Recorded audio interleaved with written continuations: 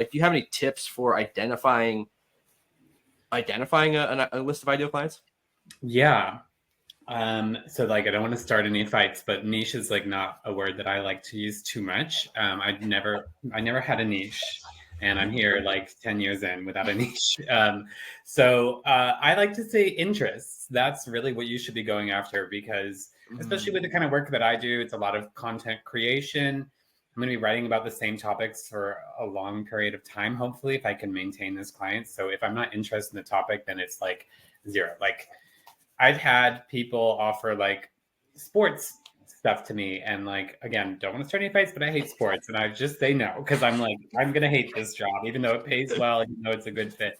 So I would do some meditation on like what are the things that you get energized about, what are the topics that you find interesting. I also think I mentioned this in my talk, but think about the products and services that you're using every day. Almost every time I've pitched to somebody and I come into the talk saying, hey, I'm already using this product, I already love it, that's such a good foot in the door. So like do an inventory, like as you go throughout your day, just notice every kind, like maybe not Apple if you're like using your iPhone, but like little, any sort of software that you're using, or anybody that you're subscribed to and you follow, that kind of thing. So that's how I start with it, right? I just start thinking about like what's a company that I would actually be interested in working for, and or I already have experience with.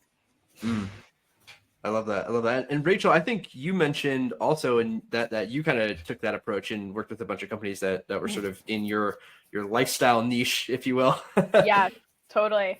I just take note of like every product I'm using. When I was doing backpacking, I like went and copied the brands list from REI as my ideal clients list. Like I still write for the outdoor industry, or like Garage Grown Gear. Those brands are smaller, so they need a lot more help. Like I'm a fractional CMO for 3 different Garage Grown Gear brands now at this point, and it's like it's a really good way to grow your skills really quickly because they need a lot of help.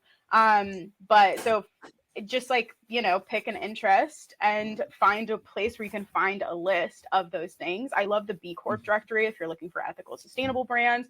I love using Crunchbase if you're looking for someone who has enough funding to pay you a higher rate. All of my highest paying clients found on Crunchbase, they were Series B funding or higher, Series C. And yeah, I agree. Like I say pick a niche, but not because you need to use it to market yourself. I say pick a niche so that you know who to target for your ideal clients.